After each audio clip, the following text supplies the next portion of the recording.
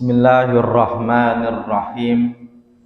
Assalamualaikum warahmatullahi wabarakatuh. Alhamdulillahilladzi bi ni'matihi tatimmus shalihat. Allahumma fashalli wa sallim ala sayyidina wa maulana Muhammad wa ala alihi wa ashabihi wa man sara ala nahjihi ila yaumil ma'ad. Rabbi syrah li sadri wa yassir li amri wa hlul 'uqdatam min lisani yafqahu qawli. Amma ba'du. Bapak-bapak, ibu-ibu jamaah Masjid Al-Hidayah yang dirahmati Allah Subhanahu wa ta'ala, dan tak lupa saya doakan semoga yang hadir pada kesempatan sore kali ini senantiasa selalu dalam keadaan sehat walafiat. Semoga rezekinya lancar, berkah, banyak luber, dan juga semoga keluarganya berkah, sehat semuanya. Dan insya Allah kesehatan itu kita gunakan dalam rangka kebaikan, dan kita semoga istiqomah dalam kebaikan sampai meninggal menghembuskan nafas terakhir dengan la ilaha illallah, dan semoga husnul khatimah. Amin amin ya rabbal alamin. Dan hari ini bersama saya Hanif Lutfi, insya Allah kita akan melanjutkan kajian bulan lalu, di mana bulan lalu judulnya adalah lupa, ya Pak ya. Siksa kubur. Ini channelnya beda ya. Ini sekarang channel malam Senin ini channel fikih ini, belum bahas kuburan dulu nih. Nah, lupa. Saya yakin Bapak juga lupa, makanya waktu ngaji biasanya saya catat biar nggak lupa. Dan alhamdulillah sudah ada catatan digitalnya, yaitu direkam. Cuma dari dulu direkam saya nggak tahu ditayangin di TV mana ini. YouTube atau jangan-jangan nggak diupload, jangan-jangan. Oh, belum diupload juga, belum. Sudah. Alhamdulillah, berarti sudah tinggal klik channelnya, berarti Al-Hidayah Bintara. Apa namanya channelnya Pak? Al-Hidayah Bintara. Jadi bapak-bapak jangan lupa like, subscribe, komen, dan share ya Pak ya. Jangan sampai lupa nanti ya. Saya malah lupa nggak subscribe. Nanti kalau nyampe rumah insya Allah saya cari, kalau nggak ketemu saya nggak saya subscribe nanti.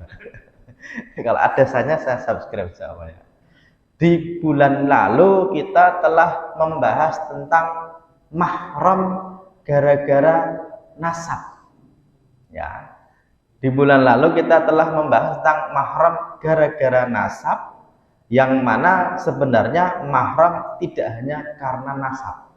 Makanya hari ini judulnya adalah persamaan perbedaan antara mahram, kerabat, ahli waris. Tiga ini mirip, bisa sama, tapi sering beda. Ada satu orang yang mahram kita, ahli waris kita, kerabat kita. Siapa? Misalnya anak kita, itu mahram kita, ahli waris kita, kerabat kita pasti yang paling terdekat. Tapi ada yang mahram saja tanpa ahli waris saja tanpa mahram, kerabat saja tanpa mahram dan ahli waris, kadang-kadang kerabat, mahram, dan juga ahli waris. Ya, ini kalau ada kuis saya tanyain, nanti kalau dapat bisa jawab dapat hadiah nanti Pak. Ya, hadiahnya umroh ya, jika mampu. Oke, saya tanya nih Pak nih. Contoh nih pertanyaannya. Siapakah dia? Dia adalah kerabat kita, kadang-kadang bukan kerabat kita. Dia adalah ahli waris kita, tapi dia bukan mahram kita. Siapa, Pak? Nah, atau saya kasih apa? ABC aja. A, nenek kita. B, ibu kita. C, istri kita. D, semua jawaban benar. Siapa, Pak? Dia itu bukan mahram, tapi ahli waris kita, bisa kerabat, bisa tidak. Jadi ada yang benar di sini nih. Cuma malu-malu, takutnya nanti salah. Siapa? Istri. Ya, Pak ya. Istri itu ahli waris kita. Bisa kerabat, bisa tidak. Tapi istri itu mahram atau bukan? Nah, kalau istri itu mahram, harusnya nggak boleh dinikahi. Makanya jadi istri itu karena bukan mahram. Cuma kita itu kadang-kadang, Pak, agak keliru antara mahram dengan harim. Nah, Bapak nanti kalau ketemu orang-orang Arab itu suka harimnya mana? Di rumah. Ya, harim itu siapa? Istri, ya Pak ya. Tapi istri kita bukan mahram. Ya, ini dua hal yang berbeda. Dalam syariat itu, Pak, mahram itu perempuan yang haram dinikahi, ya Pak ya. Oke ya. Ada yang kerabat kita, ya. Dia bukan ahli waris kita dan juga bukan mahram kita. Menikah dengan kerabat itu enggak selalu haram. Contoh, saya punya ibu, punya bapak. Itu kan mahram karena nasab saya. Ibu bapak saya punya saudari, berarti tante, bibi, ya Pak ya. Bibi itu mahram nggak, Pak? Mahram ya. Nanti saya akan ulangi karena saya yakin Bapak agak lupa karena dulu pernah bahas. Ya, kalau bibi kita itu kan mahram kita nggak boleh menikah. Tapi Pak, bibi itu bukan termasuk ahli waris. Meskipun mahram kita, ya Pak ya. Tapi dia kerabat kita. Tapi masalahnya begini, kalau anaknya bibi, anaknya tante, anaknya om kita, itu mahram atau bukan? Nah, ini tipis banget nih. Tapi kalau kerabat Bapak, anaknya om itu kalau kita nyebutnya apa? Sepupu, ya Pak ya. Sepupu kita itu mahram atau bukan? Jawabannya tidak. Berarti boleh nggak dinikah? Boleh. Tapi kerabat nggak? Kerabat. Buktinya apa? Kalau halal bihalal, Pak, itu ketemu nggak, Pak? Ketemu, ya Pak ya. Misalnya nih, Bani Idris. Wah, ini Mbah Idris itu cucu-cucunya ngumpul. Ini kan saudara cucu, ya Pak ya. Itu kalau ngumpul bareng itu, Pak, itu aslinya kerabat sih kerabat, tapi aslinya bukan apa? Mahram. Berarti nikah boleh nggak, Pak? Boleh. Dan uniknya, Pak, di Google itu ada Google tren pencarian terkini. Ya, dan yang paling banyak mencari, Pak, ketika pencarian bolehkah menikah dengan sepupu, itu biasanya di bulan Syawal. Ya, Pak ya. Kenapa? Karena biasanya itu kalau bulan Syawal halal bihalal, ya. Terus ketemu anaknya bude, loh kok cantik, ya Pak ya. Boleh nikah enggak ya? Itu nyari di Google, ya Pak ya. Pertanyaannya boleh nggak, Pak? Sebenarnya boleh, tidak dilarang. Meskipun di Indonesia jarang sekali, karena katanya, Pak, nanti kromosomnya ketemu yang jelek-jelek, ya Pak ya. Jadinya jelek katanya begitu. Meskipun di daerah saya Jawa Tengah itu, Pak, ada yang model menikahkan dengan sepupu itu biasa. Saya ini punya saudara, terus saya bilang, anakmu nikah dengan anakku aja. Itu biasa, Pak. Ya, simbahnya sama. Salah satu alasannya apa? Biar sawahnya nggak kemana-mana, ya Pak ya. Karena sawahnya simbah dulu kan gede, terus dipisah jadi dua, terus gabung lagi jadi satu lagi, ya Pak ya. Ada yang model begitu dan ternyata anaknya yang nggak biasa, nggak apa-apa. Nah, ini tentang persamaan perbedaan antara tiga kata itu, Pak, saya akan urutkan bahwasanya mahram, kerabat, ahli waris itu persamaannya adalah sama-sama orang terdekat kita, lingkup keluarga besar kita, masih family ya Pak ya, masih keluarga. Itu tiga-tiganya Pak, itu masih keluarga ya, baik keluarga misan, keluarga susu, atau keluarga nasab. Di pertemuan yang lalu kita telah membahas tentang mahram, mulai dari pengertian dari mahram itu, yang mana mahram itu perempuan yang haram dinikahi, meskipun di Indonesia sering salah kaprah antara mahram dan muhrim ya Pak ya. Kalau mahram, perempuan yang haram dinikahi oleh laki-laki, itu namanya mahram. Tapi kalau muhrim artinya apa? Laki-laki yang memakai baju ihram. Itu bahasa Arabnya apa? Muhrim. Jadi kalau Bapak bilang, mohon maaf bukan muhrim, itu benar Pak.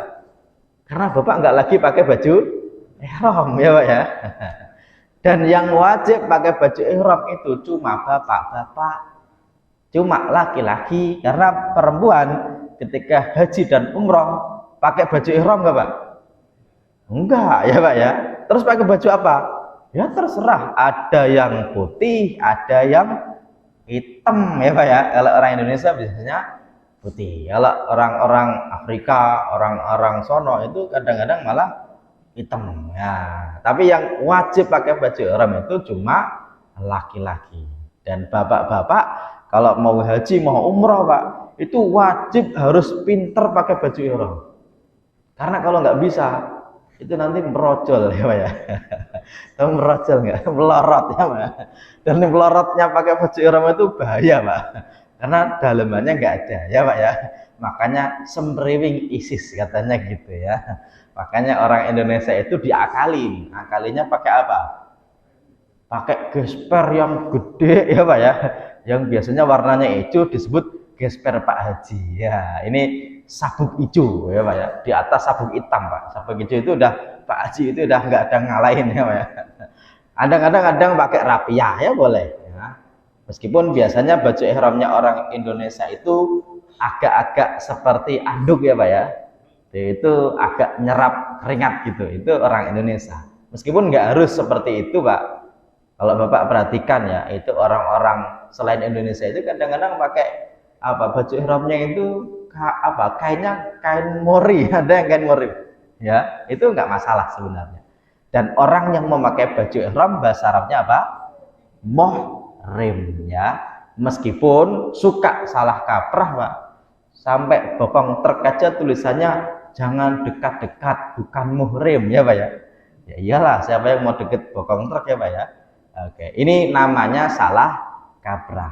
Dan alasan mahram itu ada 3. Yang pertama gara-gara nasab atau kerabat. Yang kedua gara-gara rodho'ah atau persusuan. Yang ketiga gara-gara pernikahan. Ya, alasannya apa? 3. Yang gara-gara nasab atau kerabat itu ada 7 pihak. Ngapalinnya gampang. 7 itu siapa? Nomor 1 ibu kita. Hurrimat alaikum ummahatukum. Yang kedua adalah anak perempuan kita. Yang ketiga saudari kita. Yang keempat saudarinya bapak. Yang kelima saudarinya ibu. Yang keenam anak perempuan dari saudara kita. Yang ketujuh anak perempuan dari saudari kita. Bisa hafal nggak Pak? Bisa ya? 7 ini Pak namanya mahram karena nasab. Ibu, anak perempuan, saudari ya Pak ya. Kemudian saudarinya bapak, saudarinya ibu, anaknya saudara, anaknya saudari. Berarti jumlahnya ada 7. Dan ini Pak yang disebut dengan mahram karena nasab itu biasanya kerabat.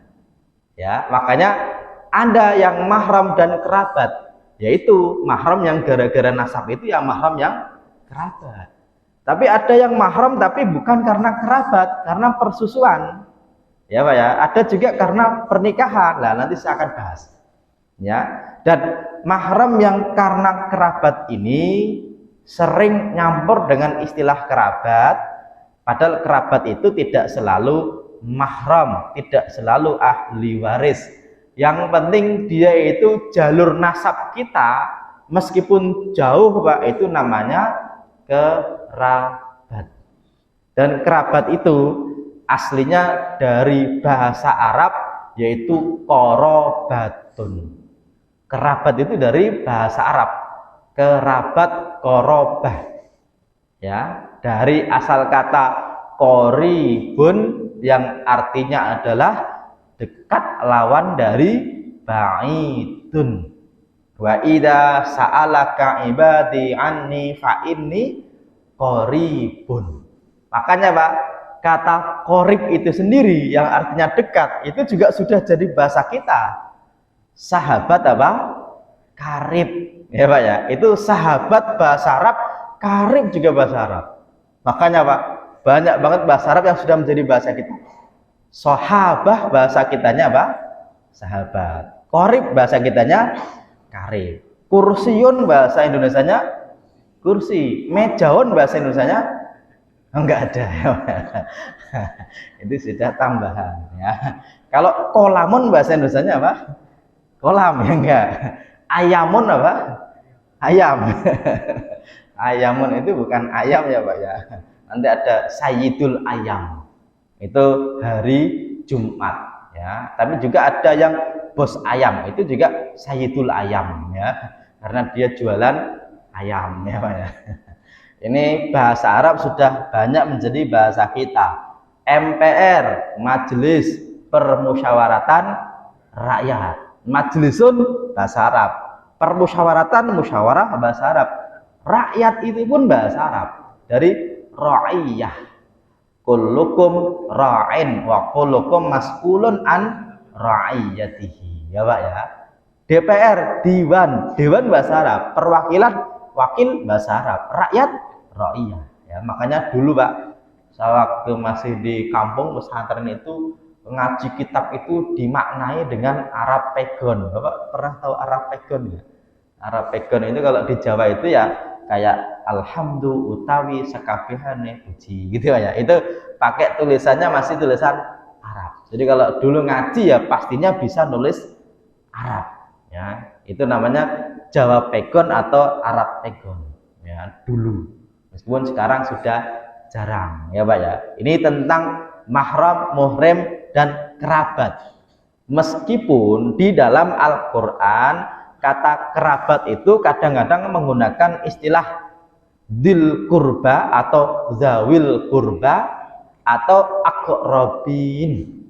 Saya bacakan misalnya dalam surat Al-Baqarah ayat 177. Laisal birra an tuwallu wujuhakum qibalal masyriqi wal maghribi walakinnal birra man amana billahi wal yaumil akhir wal malaikati wal kitabi wan nabiyyin wa atal mala ala hubbihi. Ya, dan kebaikan dalam agama itu selain beriman kepada Allah, kepada Rasul, kitab dan nabi, itu memberikan harta yang disukai kepada siapa? Yang pertama kepada zawil qurba, kerabat. Yang kedua wal yatama, dan yatim, wal masakini, dan masa kini ya Pak ya. Nah, masa kini itu juga bahasa Arab ya Pak ya. Tapi artinya adalah orang-orang miskin ya. Masakina wa banas sabil dan ibnu sabil. Dan di dalam Al-Qur'an hampir-hampir ketika menyebutkan kerabat hubungannya dengan sedekah, infak, zakat, dan selalu disebutkan Pak duluan daripada yatim, daripada fakir, daripada miskin. Ya, kalau tadi surat Al-Baqarah 177. Dalam surat Al-Baqarah 215 disebutkan yas'alunaka madza yunfikun. Mereka bertanya kepada engkau wahai Muhammad apa yang engkau infakkan. Kul, katakanlah wahai Muhammad, ma anfaqtum min khairin, apa yang engkau berikan dari kebaikan itu, falil walidaini, yang pertama kepada kedua orang tua, yang kedua wal aqrabin, dan kerabat, wal yatama, dan yatim, wal masakin, dan miskin, wa bani sabil, ibnu sabil, wa ma taf'alu min khairin fa innallaha bihi alim, apa yang kau lakukan dari kebaikan Allah Maha mengetahui. Makanya Pak, biasanya kerabat disebutkan dalam Al-Quran itu hubungannya dengan bersedekah, berinfak, dan selalu disebutkan lebih dulu daripada orang fakir, orang miskin. Artinya apa? Kalau kita punya pilihan, kerabat kita miskin, kemudian orang jauh miskin, ditanya bagusan mana bersedekah, kepada siapa Pak? Kerabat, ya Pak ya.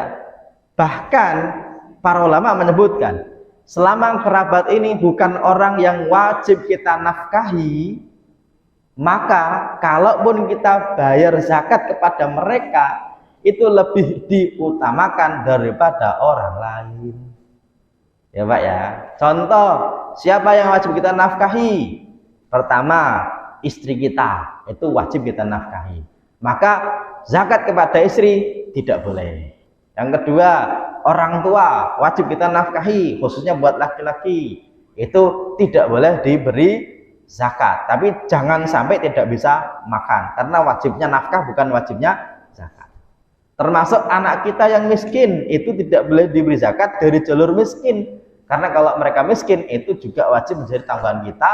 Selain 3 orang tadi Pak, itu sebenarnya boleh diberi zakat. Maka kalau ada pertanyaan, bolehkah memberi zakat kepada saudara-saudari kandung yang miskin, yang fakir, boleh nggak Pak? Jawabannya lebih diutamakan. Apalagi ketika ada satu orang yang dalam satu orang itu Pak, ada 3 variabel yang melekat, ada 3 sisi yang melekat. Apa? Pertama, fakir miskin, pasti karena zakat kepada fakir miskin dan lain sebagainya. Yang kedua, saudara kita. Yang ketiga, tetangga kita. Kok ada saudara kita rumahnya deket kok miskin lagi, itu lebih utama diberi zakat daripada kepada orang yang tidak dikenal, ya Pak ya. Makanya 3 ini Pak menjadi pertimbangan. Dan kalau ternyata nanti 3 lawan 2, misalnya ada tetangga saudara miskin, kemudian ada tetangga bukan saudara miskin, duluan yang mana kalau kita kasih zakat? Yang 3:2, ya Pak ya. Apalagi kalau bukan saudara, bukan tetangga tapi miskin, ternyata ada tetangga meskipun bukan saudara tapi miskin, berarti dulukan yang 2:1. Yang jadi perdebatan itu begini, dia bukan tetangga kita tapi saudara kita miskin di kampung misalnya, ya Pak ya. Kita punya saudara nih di kampung, miskin, saudara dia tapi bukan tetangga. Kita di Jakarta punya tetangga tapi bukan saudara, bukan kerabat, tapi miskin. Nah, didulukan yang mana ya? Jawabannya apa? Didulukan yang lebih parah miskinnya dan lebih sedikit yang memberi. Kalau ternyata di sini Pak, meskipun bukan saudara, tetangga, tapi sedikit yang memberi dan lebih parah miskinnya daripada di sono, maka dulukan yang lebih parah. Karena apa? Karena bab zakat itu, orang yang ekonominya itu sulit itu dibagi 2. Kalau enggak fakir ya miskin. Fakir itu biasanya ulama menyebut lebih parah daripada miskin. Buktinya apa? Salah satu buktinya adalah Nabi Khidir jalan-jalan bareng Nabi Musa. Naik kapal Pak, tahu-tahu kapalnya dibolongin sama Khidir, ya Pak ya. Nabi Musa ini orang pinter, dan biasanya orang pinter itu nggak bisa diem dan pengen nanya mulu. Makanya kalau bapak kok punya istri pengen nanya mulu pak, oh berarti cerewet ya pak ya. Pinter maksudnya gitu ya. Anak kita ini pak dikit-dikit nanya, itu apa? Kok kenapa? Kok begitu? Itu pak berarti calon apa? Pinter. Oh cara cerewet. Dan emang kebiasaan Bani Israel itu suka nanya pak. Nabi Musa itu ya Bani Israel. Makanya kalau ibu-ibu kok suaminya suka nanya, itu bisa jadi dulunya ada darahnya Bani Israel ya. Bani Israel itu memang suka nanya, tapi nanyanya Bani Israel itu alhamdulillah pak, salah satu kebaikannya itu ya Nabi Musa itu. Nabi Musa itu Bani Israel. Ketika Nabi dapat wahyu sholat 50 kali semalam sehari, Nabi nggak protes. Ketemu Nabi yang lain diem aja. Ketemu Nabi Musa ditanya, apa yang wajib? Sholat 50 kali. Walah umatmu nggak kuat ya pak ya. Nabi Musa itu nggak kenal kita pak, tapi tahu kalau kita itu 50 nggak kuat.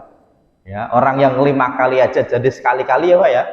Nah, kalau 5 kali lumayan. Ya, itu kan 5 waktu. Jadi sewaktu pilkada ya pak ya. Sewaktu ke rumah mertua itu kan jadi sewaktu-waktu kan. Ke rumah mertua nggak sholat kan nggak enak ya pak ya. Sungkan kan gitu ya. Ada yang begitu. Makanya cerewetnya Nabi Musa itu lumayan pak. Ya, tapi giliran ketemu Khidir, ini spektrum ilmunya beda. Ya, Khidir itu di Quran dikatakan wa 'allamnahu min ladunna ilma. Nah, ini dalam surat Al-Kahfi yang kita sering baca ya. Dan Nabi Khidir itu diajari oleh Allah ilmu min ladunna dari kita. Makanya kadang-kadang ada istilah ilmu apa? Laduni ya dari situ. Ya, dari istilah ladunna dan laduni itu dari situ. Meskipun antara laduni dengan apa? Dukun itu ya 11-12 ya Pak ya. Mungkin nanti dibongkar sama pesulap biru ya Pak ya. Yang lagi viral sekarang kan ya. Nah, makanya jangan mudah percaya yang begitu-begitu Pak ya. Tapi juga jangan mudah ingkar. Kita itu tenang dulu. Kalau ngeliat begitu jangan terlalu wah nggak bener tuh atau wah ini yang bener tuh, biasa aja. Karena orang yang biasa aja itu Pak biasanya susah diajak ikut MLM. Ya Pak ya. Susah ditawarin apa namanya asuransi. Itu nantilah santai aja gitu Pak ya. Oke. Nah, Nabi Musa itu Pak ketika ketemu Nabi Khidir, ketika perahunya dibocorin, Nabi Musa protes. Ini orang ini kan masih apa namanya model-model begini kan duitnya nggak banyak ya Pak ya. Makanya di dalam ayat itu dikatakan Nabi Khidir akhirnya bilang wa ammas safinatu fakanat limasakina ya'maluna fil bahri. Adapun safinah apa? Perahu itu Pak ya Pak ya. Itu ammas safinatu fakanat limasakina, milik siapa? Orang-orang miskin yang bekerja di laut. Berarti Pak, orang miskin punya kapal nggak? Punya untuk kerja. Makanya hari ini Pak, ketika orang itu punya motor, itu nggak selalu berarti punya duit, nggak selalu.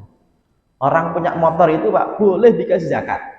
Kalau hari ini, karena orang punya motor itu tidak tanda orang yang duitnya banyak, ya Pak ya. Kalau dulu misalnya tahun 70-an, tahun 80-an punya motor mungkin Pak RT keliru, Pak Lurah ya Pak ya.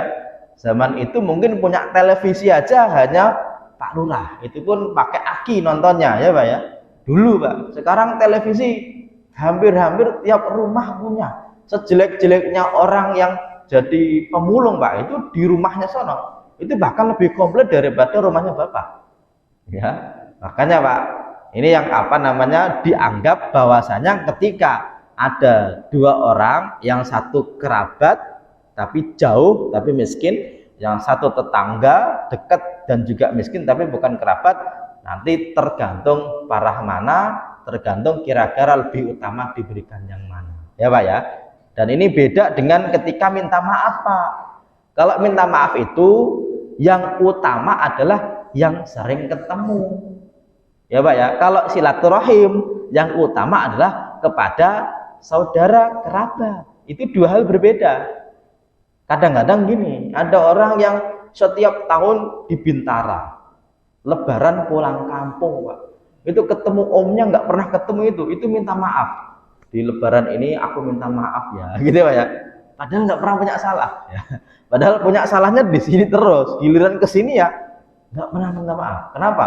Orang kesininya udah selesai lebaran kan, malu mau minta maaf ya Pak ya. Harusnya yang minta maaf itu ya ketika yang sering ketemu, tapi kalau sedekah itu tergantung tadi. Kalau ada 3 diutamakan, kalau ada 2 utama, kalau cuma 1 nggak masalah. Ya, makanya kerabat itu aslinya bicara mengenai memberi apa? Nafkah. Ya Pak ya. Dan kerabat tidak selalu mahram, tidak selalu ahli waris. Ahli waris biasanya kerabat ya, tapi tidak semuanya mahram. Mahram itu juga tidak semuanya adalah kerabat. Oke ya, oke.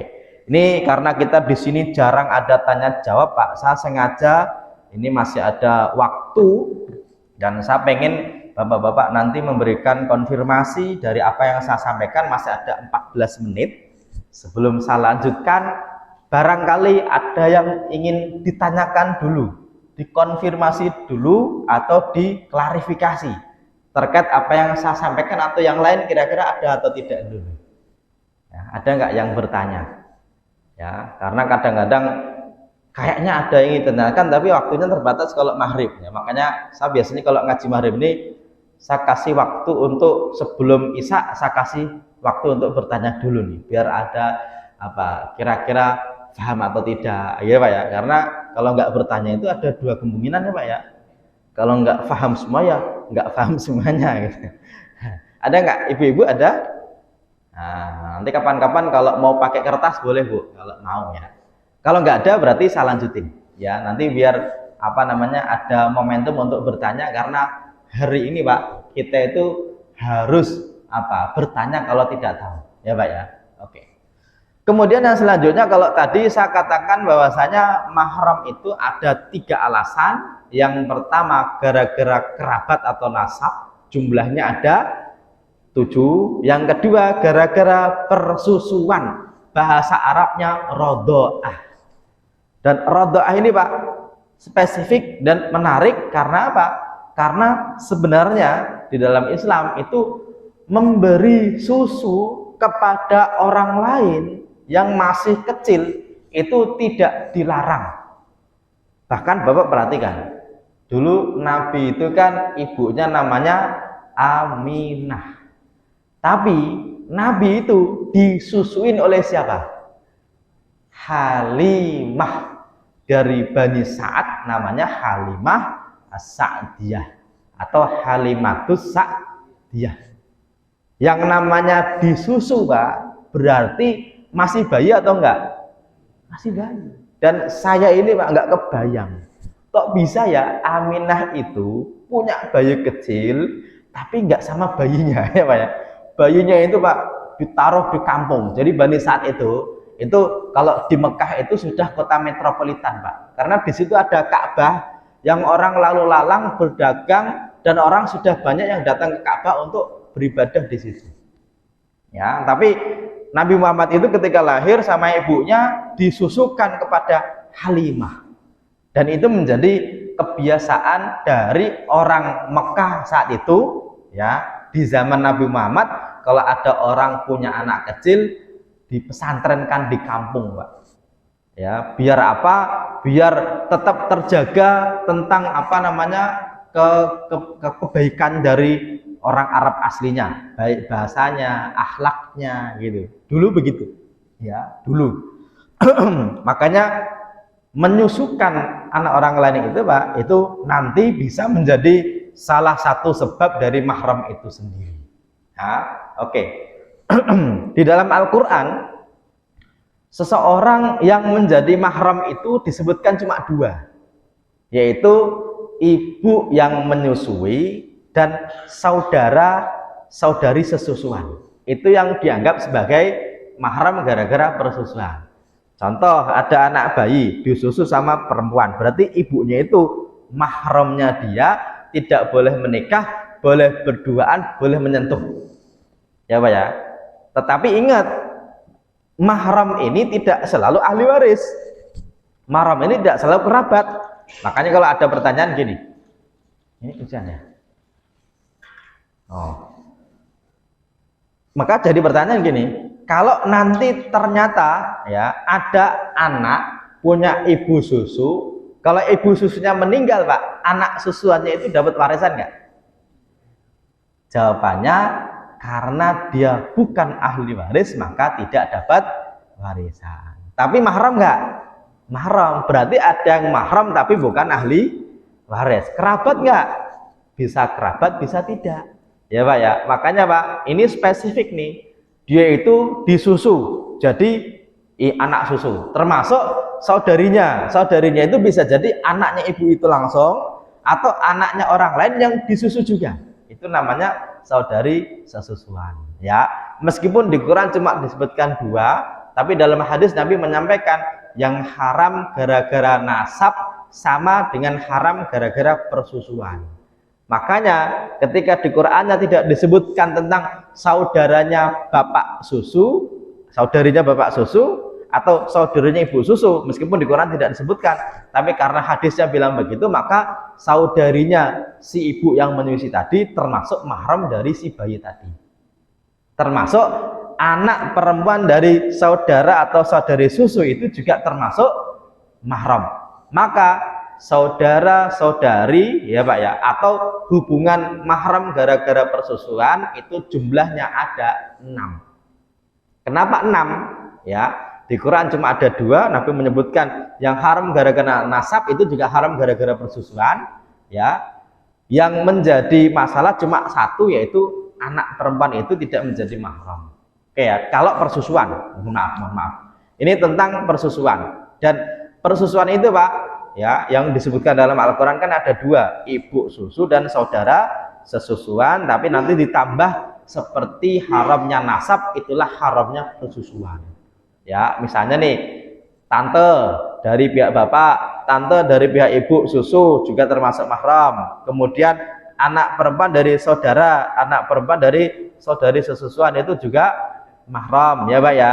Oke ya. Dan mahram gara-gara persusuan itu ada syaratnya. Tidak cuma menyusu, tapi ada syaratnya. Syaratnya itu ada setidaknya ada 3 pihak.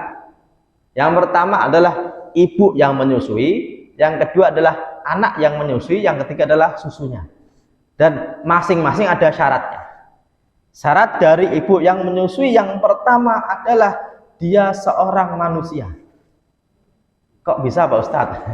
Maksudnya gini, kalau yang menyusui kok sapi Pak, itu tidak jadi saudara sesusuan dengan sapi ya Pak ya. Meskipun sapinya 1, bapak nyusu dengan sapi, ada orang nyusu dengan sapi, itu tidak jadi saudara sesusuan. Itu harus manusia yang sudah balik dan masih hidup ya. Mungkin kalau sudah meninggal masih ada susu, mungkin tidak menjadi saudara sesusuan. Itu dari pihak perempuan yang menyusui ya. Yang kedua dari pihak susunya sendiri ya. Susunya itu Pak, yang penting masuk ke perutnya si bayi ya Pak ya. Oke, meskipun tidak langsung tapi bisa jadi dipamping ya. Ini yang pertama nih, dari susunya itu sendiri. Yang kedua dari susunya itu sendiri Pak, syaratnya adalah 5 kali ya. 5 kali ini bukan 5 nyedot tapi 5 kali. Dianggap 1 kali itu tandanya apa? Tandanya sampai kenyang, melepaskan sendiri atau sampai tertidur. Ya, makanya ketika ada tetangga punya anak kecil, saudara kita, tetangga kita nitip bayinya, dia misalnya Pak nganterin anaknya yang agak gede ke sekolahan, titip dulu ya, ternyata nangis kejer. Istrinya bapak ini juga punya anak bayi juga, disusuin ya Pak ya, sampai tidur. Berarti berapa kali? 1. Sudah jadi saudara susu? Belum ya Pak ya. Kalau nyampe 5 kali baru dianggap saudara susu. Oke ya, ini tentang syarat dari susunya. Makanya sedekah susu itu boleh, nggak masalah. Misalnya nih, ibu-ibu yang biasanya wanita karir itu kan kadang-kadang ke kantor, tapi ketika punya anak kecil kan produksi susunya banyak. Ke kantor bawa pumping elektrik, dipumping ya Pak ya, dimasukin ke plastik khusus, terus dimasukin ke freezer. Itu Pak, aslinya itu boleh disedekahin, boleh diminum siapa saja. Tapi kalau diminum sama bayi bagusnya dinamain ibunya siapa. Karena kalau nanti kok sampai 5 kali bayi itu minum, Pak, itu berarti bayi itu akan jadi saudara susu dari ibu tadi. Ya, oke. Tapi syarat yang ketiga ini dari pihak bayinya, Pak. Syaratnya adalah bayi yang ketika minum susu itu bisa kenyang. Para ulama menyebutkan, apa itu bayi yang bisa kenyang? Yaitu bayi yang usianya kurang dari 2 tahun. Ya. Tapi kalau bayi kok usianya 40 tahun, ya kan bisa jadi suaminya ya Pak ya, itu kan bayi tua itu kan. Masih aja nyusu sama istrinya. Padahal anaknya itu Pak suruh nyusu sama sapi ya. Ya kan itu Pak Ustadz, kan dulu mungkin kurang Pak Ustadz, ya bisa jadi ya Pak ya. Itu Pak tidak lantas jadi saudara susu karena sudah tua. Ya Pak ya, sudah dewasa. Termasuk begini, kadang-kadang ibu-ibu itu kan pumping tuh ditaruh di freezer ya Pak ya. Itu ketika ngumpul banyak, itu ibu-ibu tuh pinter Pak, dibuat puding Pak. Ya Pak ya. Nanti suaminya, apa ini? Puding kok enak banget ya. Itu ASI saya ya Pak ya. Nah, boleh nggak Pak? Boleh, nggak masalah ya Pak ya. Meskipun tadi ketika 3 syarat tadi terpenuhi, baik dari perempuannya, kemudian baik dari susunya itu sendiri, kemudian anak yang menyusu, itu nanti berarti anak itu akan jadi saudara susu. Bahasa Arabnya adalah rodho'ah, dan rodho'ah itu sah-sah saja. Dan yang menjadi saudara mahram itu Pak, itu hanya susu. Ya. Adapun kalau bapak-bapak kok ternyata misalnya ya Pak ya, ini sedekah darah. Bapak tahu sedekah darah nggak Pak? Apa? Ya donor darah ya Pak ya. Itu yang kita kasih darah kita itu Pak, itu tidak lantas jadi saudara-saudara kita ya Pak ya. Karena yang jadi saudara cuma ketika apa? Susu dan bayi itu Pak. Ya, satu pagi tadi juga ngisi ngaji tentang ini juga. Itu ada jamaah itu bilang, Pak Ustadz, saya itu dulu waktu kecil ya, ibu saya itu masih ngontrak, tetangga saya itu juga punya anak kecil. Itu tetangganya itu perempuan ya, nyusu sama ibunya dia. Itu ini Pak, dari kecil ibunya udah bilang, itu tuh kamu jangan sampai senang loh ya. Kenapa? Itu saudara susumu ya Pak ya. Kamu nggak boleh nikah sama dia ya. Itu selalu diingatkan begitu ya. Dan orang-orang suka bilang, Pak Ustadz, katanya saya itu sama dia itu mukanya mirip. Nah, katanya Pak, itu susu juga salah satu membentuk karakter dari wajah seseorang, katanya begitu, kata dia yang menyusu. Dan yang bilang begitu Pak Ustadz banyak Pak Ustadz, katanya gitu ya Mas. Oke, katanya begitu. Makanya ini termasuk salah satu dari mahram gara-gara susuan ya. Insya Allah kita akan lanjutkan di pertemuan berikutnya. Sudah Isya, kita kalau nanti ada pertanyaan boleh ya selepas kajian misalnya. Tapi insya Allah nanti kalau pertemuan berikutnya saya akan modelkan begitu. Jadi nanti sebelum saya akhiri ada 10 menit atau 15 menit saya akan kasih kesempatan tanya jawab. Kalau ada saya jawab, kalau enggak nanti kita lanjutkan ya Pak ya. Kita akhiri dengan sama-sama baca hamdalah alhamdulillahirabbil alamin dan juga doa kafaratul majlis. Subhanakallahumma wa bihamdika asyhadu an la ilaha illa anta astaghfiruka wa atubu ilaik. Walafa minkum. Assalamualaikum warahmatullahi wabarakatuh.